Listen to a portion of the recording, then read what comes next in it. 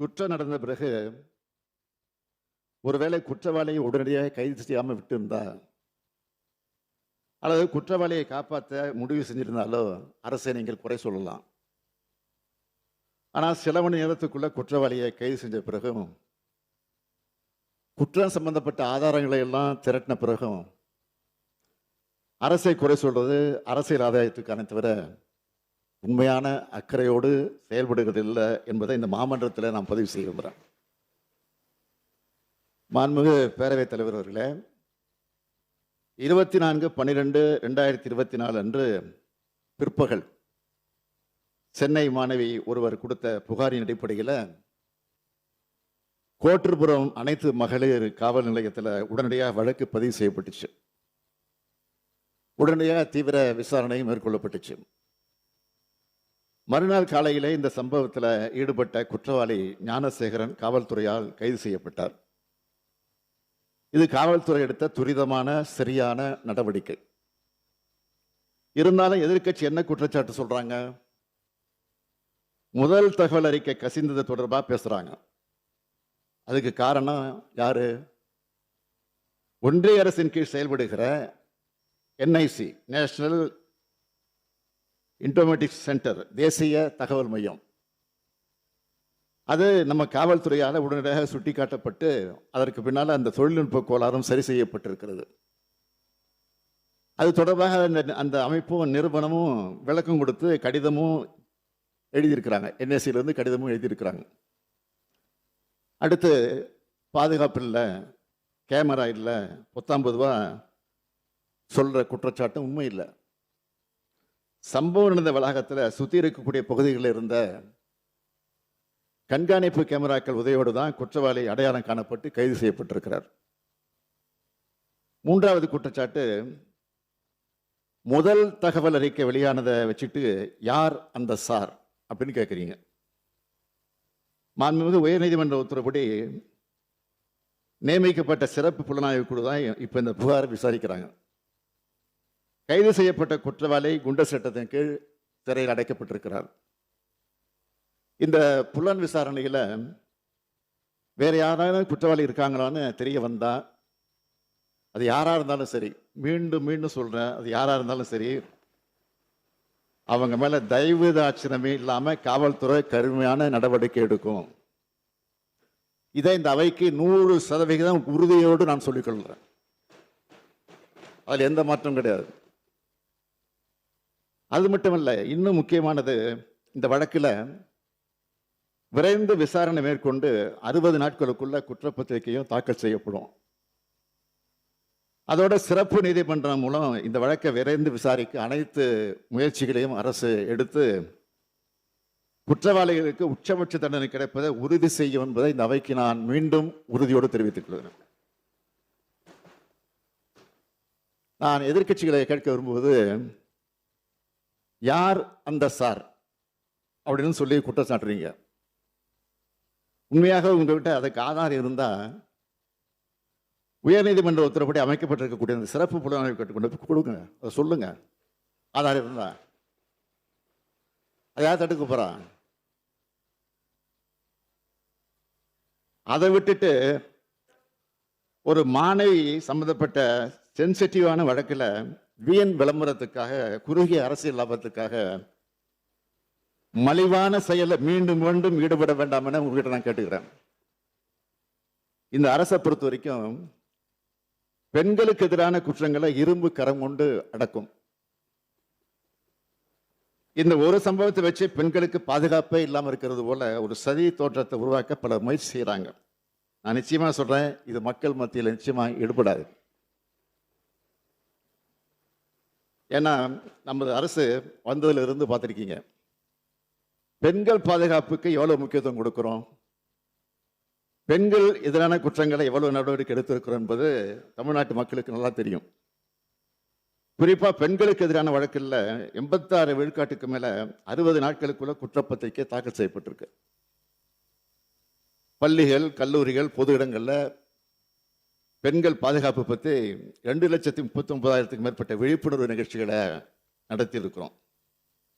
சத்யா என்ற பெண்ணை ரயில் முன்ன தள்ளிவிட்டு கொலை செஞ்ச வழக்கில் மிக குறுகிய காலத்தில் உச்சபட்ச தண்டனையா தூக்கு தண்டனை பெற்றுக் கொடுத்திருப்பது இந்த அரசு தான்.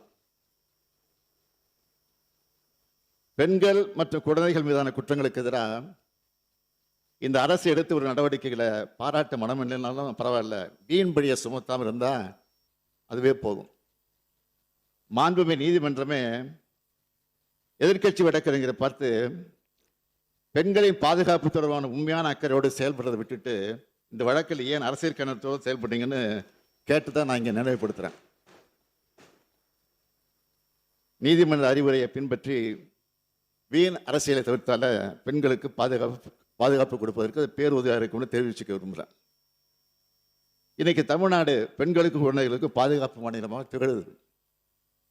இந்த அரசு அமைந்ததிலிருந்து நாங்கள் எடுத்திருக்கக்கூடிய தொடர் நடவடிக்கைகள் தான் இதுக்கு காரணம். இது தொடர்பான ஒரு புள்ளி விவரத்தை நான் சொல்ல விரும்புகிறேன்.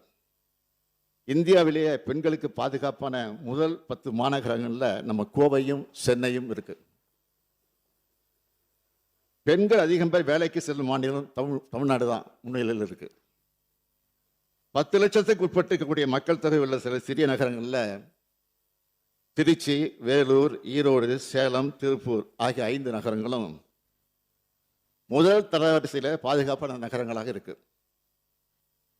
சென்னை மாணவி விவகாரத்தில் மட்டும் இல்லாமல் எந்த பாலியல் வன்கொடுமை புகாரிலையும் இந்த அரசு நடவடிக்கை எடுக்காம வேடிக்கை பார்த்ததும் இல்லை, விலகி நிற்கிறதும் இல்லை. மனசாட்சி இல்லாமல் பெண்களின் பாதுகாவலர்கள் மாதிரி பேசுகிறவங்க கடந்த அதிமுக ஆட்சியில் பொள்ளாச்சியில் என்ன நடந்ததுன்னு கொஞ்சம் நினைச்சு பாருங்க.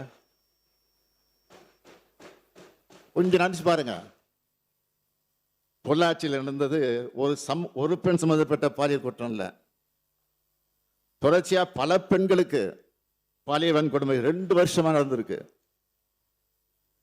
ஒரு கும்பல் செஞ்சுட்டு வந்திருக்கு.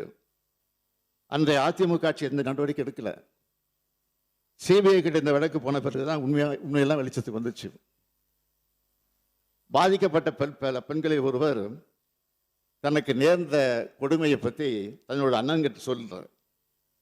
பிரச்சனைக்குரிய 4 பேரையும் அவரே பிடிச்சு கொண்டு வந்து பொள்ளாச்சி டவுன் காவல் நிலையத்தில் ஒப்படைக்கிறார். பாலியல் தொல்லை, ஆபாசமா படம் எடுத்தல், செயின் பறிப்புன்னு புகார் கடிதம் தர்றார்.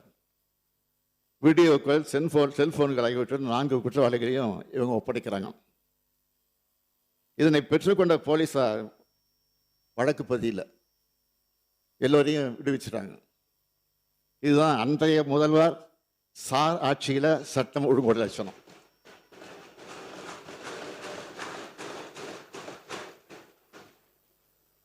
அது மட்டுமா, பாதிக்கப்பட்ட பெண் கொடுத்த புகாரை அப்படியே குற்றம் செஞ்சவங்கள்ட்ட கொடுத்துட்டாங்க.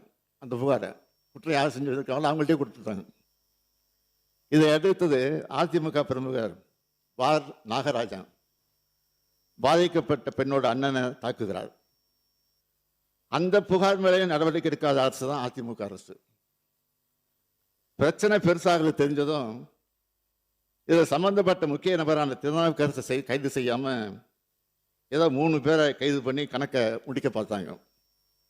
ஆனால் சிபிஐ விசாரணையில் பொள்ளாச்சி சம்பவம் முழுவதுமே அதிமுக பிரமுகர்களால் தான் நடத்தப்பட்டது தெளிவாக சொல்லிட்டாங்க. இவங்களை காப்பாற்றுறதுக்காக தான் இப்படி ஒரு சம்பவமே நடக்காத மாதிரி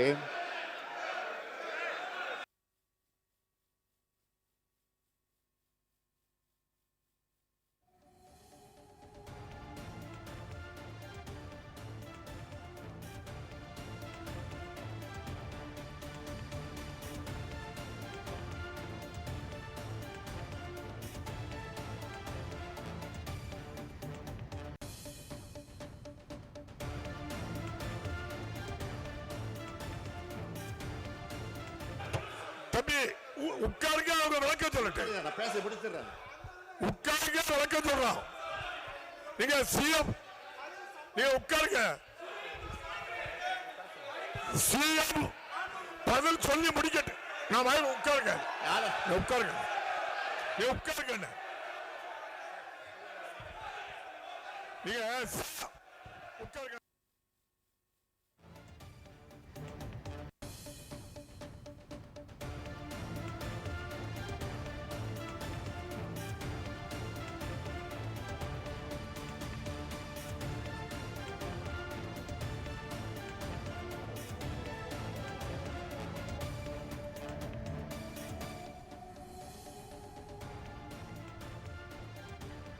அண்ணா பல்கலைக்கழக மாணவி பாலியல் விவகாரம் தொடர்பான கவன ஈர்ப்பு தீர்மானத்திற்கு முதலமைச்சர் மு.க.ஸ்டாலின் விளக்கமளித்து வருகிறார்.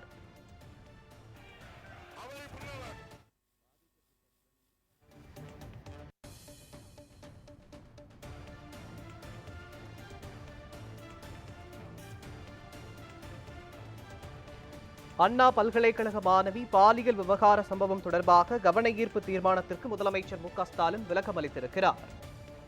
பாதிக்கப்பட்ட பெண்ணிற்கு நிச்சயம் நியாயம் பெற்றுத்தர வேண்டும் என்பதுதான் தமிழக அரசின் நோக்கம் என்று முதலமைச்சர் மு.க.ஸ்டாலின் தெரிவித்திருக்கிறார்.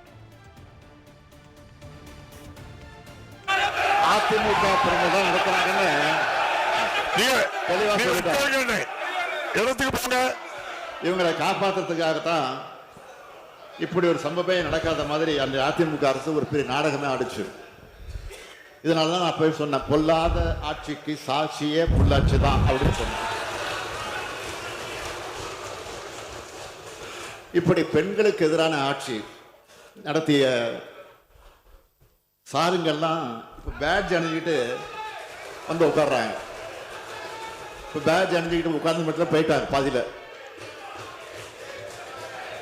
இது போல 100 சார் கேள்விகளை அதிமுக பார்த்து என்னால் கேட்க முடியும். ஒரு முன்னாள் முதலமைச்சர், இந்நாள் எதிர்க்கட்சி தலைவர் தன் பொறுப்பையும் தகுதியும் மறந்து பேட்ஜ் அணிந்து வந்து அரசியல் எந்த அளவுக்கு தாழ்ந்து போகவும் தயாராக இருக்கிறார் என்பதற்கு இது ஒரு எடுத்துக்காட்டு. பொள்ளாச்சி பாலியல் வன்கொடுமை சம்பவத்தில் முதல் தகவல் அறிக்கை தாக்கல் செய்ய அதிமுக ஆட்சியில் 12 நாட்கள் ஆச்சு. ஆனால் சென்னை மாணவி வழக்கில் புகார் கொடுத்த உடனே முதல் தகவல் அறிக்கை போடப்பட்டது. இது தொடர்ந்து சில மணி நேரத்தில் குற்றவாளியை கைது செய்திருக்கிறாங்க. ஏன்னா இதையெல்லாம் அரசியல் லாபத்திற்காக, அந்த நோக்கத்திற்காக மறைக்கிறாங்க. இதே போல இந்த வழக்கு பற்றி பாஜகவினர் புதுவெளியில் பேசியிருக்கிறாங்க, தொடர்ந்து பேசிட்டு இருக்கிறாங்க. பாஜக கதையெல்லாம் சொல்லி இந்த அவையுடைய மாண்பை குறைக்க நான் விரும்பல. அரசு மேல குற்றச்சாட்டுகளை வைக்கும்போது பொறுப்புகளை உணர்ந்து பேசணும். உச்சநீதிமன்றம் அமைச்சிருக்கக்கூடிய சிறப்பு புலனாய்வு குழு விசாரணை முழு வீச்சில் நடத்தப்பட்டு இருக்கு. வேறு யாராலும் சம்பந்தப்பட்டிருக்காங்கன்னா தெரிய வந்தா அது யாரா இருந்தாலும் சரி, எந்த பின்னணியை சேர்ந்தவராக இருந்தாலும் சரி, கடும் நடவடிக்கையை நிச்சயமாக உறுதியாக நாங்கள் எடுப்போம். மீண்டும் ஒரு முறை இந்த அவைக்கு தெரிவிச்சுக்கிறேன், திராவிட மாடல் ஆட்சி மகளிருக்கான ஆட்சி. கட்டணமில்லா விடியல் பேருந்து பயணத்தை தொடங்கி கோடிக்கணக்கான மகளிருக்கு உரிமை தொகையை உறுதி செஞ்சு கல்லூரிக்கு வரும் அரசு பள்ளி மாணவரை புதுமை பெண்களாக வளர்த்தெடுக்கிற ஒரு ஆட்சி. எனவே மகளிருக்காகவே நாள்தோறும் திட்டங்களை தீட்டி அவங்களுடைய பேராதரவோடு செயல்பட்டு வர இந்த அரசு, எனவே இந்த அரசு மேல அடிப்படை இல்லாத குற்றச்சாட்டுக்களை சுமத்தி அதன் மூலமாக களங்கப்படுத்தலாம்னு சிலர் நினைக்கிறாங்க. அது ஒருபோதும் எடுபடாது. இறுதியா நான் உங்ககிட்ட பணிவோடு கேட்கிறது, திமுக அரசுக்கு கலைஞர் கொடுத்தா நினைச்சுக்கிட்டு உயர்கல்வியை கேட்க வரக்கூடிய மாணவிகளை அச்சுறுத்தி அவங்க கல்வியை கெடுத்துறாதீங்க என்பதுதான், இதுதான் என்னுடைய பணிவான வேண்டுகோள். இதோடு அமைகிறேன். நன்றி, வணக்கம்.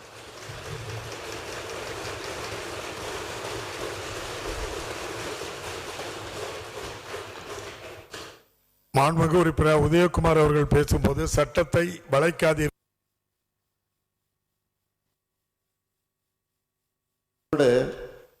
அண்ணா நகரில் நடைபெற்ற ஒரு சம்பவத்தை பற்றி இங்கே சில உறுப்பினர் குறிப்பிட்டிருக்கிறார்கள். அதற்கும் ஒரு விளக்கத்தை நான் தெரிவிக்க விரும்புகிறேன். மாண்புமிகு வேல்முருகன் அவர்களும் கவன ஈர்ப்பு கொடுத்திருக்கீங்க, அதுக்கு சேர்த்து பதில் சொல்லியிருந்தாங்க. மாண்புமிகு பேரவைத் உட்கார்ந்து பேசுங்க. நீங்க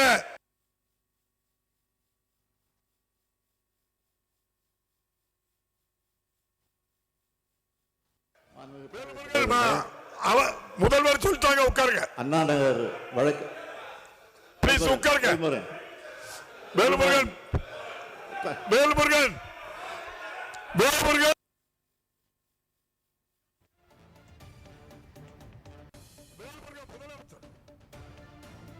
சொல்றோம். இல்லை, அதில் வேல்முருகன் பேரையை இணைத்துக் கொள்ள வேண்டுகிறேன். மாண்புமிகு பேரவைத் தலைவர் அவர்களே, அவரும் விதி 55 கொடுத்திருக்காங்க. அவங்க பேரையும் நான் சொல்லிடுறேன். அண்ணா நகர் வழக்கை பொறுத்த வரைக்கும் 10 வயது சிறுமி ஒருவர் பாலியல் வன்கொடுமை செய்யப்பட்ட தொடர்பா அண்ணா நகர் அனைத்து மகளிர் காவல் நிலையத்தில் வழக்கு பதிவு செய்யப்பட்டு அவருடைய உறவினரான இளஞ்சிறார் ஒருவர் கைது செய்யப்பட்டார். காவல் நிலையத்தில் விசாரணை அதிகாரி தங்களை தவறாக நடத்தினதாகவும் குற்றத்துக்கு காரணமான சதீஷ் என்பவரை கைது செய்யலனும் சிறுமியின் பெற்றோர் குற்றம் சாட்டியதை தொடர்ந்து இந்த வழக்கு கோயம்பேடு அனைத்து மகளிர் காவல் நிலையம் காவல் ஆய்வாளருக்கு மாற்றப்பட்டது. அதன் அடிப்படையில் நடைபெற்ற விசாரணையில் குற்றம் சாட்டப்படுகிற சதீஷும் கைது செய்யப்பட்டார். இந்த நிலையில மாண்புமை உயர்நீதிமன்றம் இந்த வழக்கை சிபிஐ விசாரணைக்கு மாற்றினாங்க. இந்த உத்தரவை எதிர்த்து காவல்துறை செய்த முறையீட்டில் சிபிஐ விசாரணை தேவையில்லை என்ற முடிவுக்கு வந்த உச்சநீதிமன்றம் தமிழ்நாடு காவல்துறையிலிருந்து 3 IPS அதிகாரிகள் கொண்ட சிறப்பு புலனாய்வு குழுவை நியமித்து விசாரிக்க உத்தரவிட்டாங்க. உச்சநீதிமன்றம் நியமித்த சிறப்பு புலனாய்வு குழு இப்போ இந்த வழக்கில் அதிமுகவை சேர்ந்த 103வது வட்டச் செயலாளர் சுதாகர் என்பவரையும் பெண் காவல் ஆய்வாளர் ராஜு என்பவரையும் நேற்று கைது செய்து அவங்க நீதிமன்ற காவலுக்கு உட்படுத்தப்பட்டிருக்காங்க. சுதாகர் அதிமுக வட்டச் செயலாளர் பொறுப்பில் இருக்காரு. அவரையும் காவல்துறை கைது செஞ்சிருக்காங்க. காவல் ஆய்வாளர் பொறுப்பில் இருக்கிற ஒருவரையும் கைது செஞ்சிருக்காங்க. நான் முன்பு விளக்கம் தந்த சென்னை மாணவி வழக்கில் கைது செய்யப்பட்டவர் நிச்சயமாக சொல்கிறேன், உறுதியாக சொல்கிறேன், திமுக உறுப்பினர் இல்லை, திமுகவுடைய ஆதரவாளர். அதை நாங்கள் மறுக்கலை. அமைச்சர்களோடு அரசியல்வாதிகளோடு படங்கள் எடுத்திருக்கலாம், தவறு இல்லை. ஆனால் யாராக இருந்தாலும் உண்மையாக திமுக இருந்தாலும் நான் நிச்சயமாக உறுதியாக நடவடிக்கை எடுப்பேன். அதில் எந்த மாற்றம் கிடையாது. ஆனால் திமுக இல்லை, திமுக உறுப்பினர் அல்ல, திமுக அனுதாவி, அதுதான் உண்மை. ஏன்னா எப்படி இருந்தாலும் கூட அந்த குற்றவாளியை நாங்கள் காப்பாற்றல, உடனடியாக கைது செஞ்சு சிறையில் அடைச்சிருக்கிறதோடு குண்டர் சட்டத்திலையும் போட்டிருக்கிறோம்.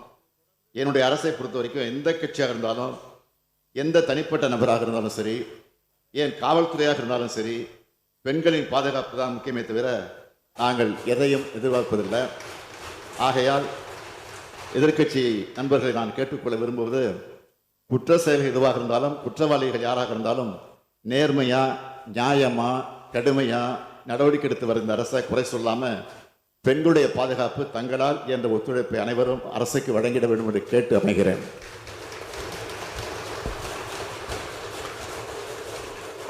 சிறப்பு கவன ஈர்ப்பு HMPV வைரஸ் தொற்று குறித்து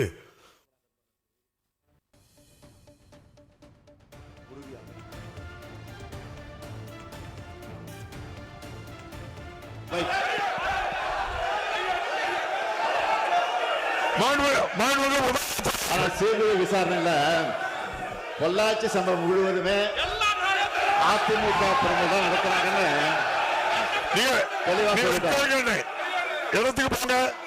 இவங்களை காப்பாற்றுறதுக்காகத்தான் இப்படி ஒரு சம்பவமே நடக்காத மாதிரி அந்த அதிமுக அரசு ஒரு பெரிய நாடகமே ஆடிச்சு. இதனாலதான் நான் போய் சொன்னேன், பொல்லாத ஆட்சிக்கு சாட்சியே பொள்ளாச்சி தான் அப்படின்னு சொன்னேன். இப்படி பெண்களுக்கு எதிரான ஆட்சி நடத்திய சாருங்கள்லாம் இப்போ பேட்ஜ் அணிஞ்சிக்கிட்டு வந்து உட்கார்றாங்க. இப்போ பேட்ஜ் அணிஞ்சிக்கிட்டு உட்கார்ந்து மட்டும் போயிட்டாங்க பாதியில்.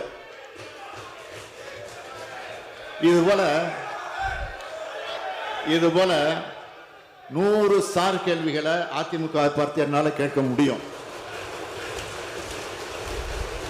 ஒரு முன்னாள் முதலமைச்சர், இந்நாள் எதிர்க்கட்சி தலைவர் தன் பொறுப்பையும் தகுதியும் மறந்து பேட்ஜ் அணிந்து வந்து அரசியல் எந்த அளவுக்கு தாழ்ந்து போகவும் தயாராக இருக்கிறார் என்பதற்கு இது ஒரு எடுத்துக்காட்டு. பொள்ளாச்சி பாலியல் வன்கொடுமை சம்பவத்தில் முதல் தகவல் அறிக்கை தாக்கல் செய்ய அதிமுக ஆட்சியில் 12 நாட்கள் ஆச்சு. ஆனால் சென்னை மாணவி வழக்கில் புகார் கொடுத்த உடனே முதல் தகவல் அறிக்கை போடப்பட்டது. இது தொடர்ந்து சில மணி நேரத்தில் குற்றவாளியை கைது செய்திருக்கிறாங்க. ஏன்னா இதையெல்லாம் அரசியல் லாபத்திற்காக, அந்த நோக்கத்திற்காக மறைக்கிறாங்க. இதே போல இந்த வழக்கு பற்றி பாஜகவினர் பொதுவெளியில் பேசியிருக்கிறாங்க, தொடர்ந்து பேசிட்டு இருக்கிறாங்க. பாஜக கதையெல்லாம் சொல்லி இந்த அவையுடைய மாண்பை குறைக்க நான் விரும்பல. அரசு மேல குற்றச்சாட்டுகளை வைக்கும்போது பொறுப்புகளை உணர்ந்து பேசணும். உச்சநீதிமன்றம் அமைச்சிருக்கக்கூடிய சிறப்பு புலனாய்வு குழு விசாரணை முழு வீச்சில் நடத்தப்பட்டு இருக்கு. வேறு யாராலும் சம்பந்தப்பட்டிருக்காங்கன்னா தெரிய வந்தா அது யாரா இருந்தாலும் சரி, எந்த பின்னணியை சேர்ந்தவராக இருந்தாலும் சரி, கடும் நடவடிக்கையை நிச்சயமாக உறுதியாக நாங்கள் எடுப்போம். மீண்டும் ஒரு முறை இந்த அவைக்கு தெரிவிச்சுக்கிறேன், திராவிட மாடல் ஆட்சி மகளிருக்கான ஆட்சி. கட்டணமில்லா விடியல் பேருந்து பயணத்தை தொடங்கி கோடிக்கணக்கான மகளிருக்கு உரிமை தொகையை உறுதி செஞ்சு கல்லூரிக்கு வரும் அரசு பள்ளி மாணவரை புதுமை பெண்களாக வளர்த்தெடுக்கிற ஒரு ஆட்சி. எனவே மகளிருக்காகவே நாள்தோறும் திட்டங்களை தீட்டி அவங்களுடைய பேராதரவோடு செயல்பட்டு வர்ற இந்த அரசு, எனவே இந்த அரசு மேல அடிப்படை இல்லாத குற்றச்சாட்டுக்களை சுமத்தி அதன் மூலமாக களங்கப்படுத்தலாம்னு சிலர் நினைக்கிறாங்க. அது ஒருபோதும் எடுபடாது, எடுபடாது, எடுபடாது. இறுதியா நான் உங்ககிட்ட பணிவோடு கேட்கிறது, திமுக அரசுக்கு கலைஞர் கொடுத்ததாக நினைச்சுக்கிட்டு உயர்கல்வியை கேட்க வரக்கூடிய மாணவிகளை அச்சுறுத்தி அவங்க கல்வியை கெடுத்துறாதீங்க என்பதுதான் இதுதான் என்னுடைய பணிவான வேண்டுகோள். இதோடு அமைகிறேன். நன்றி, வணக்கம்.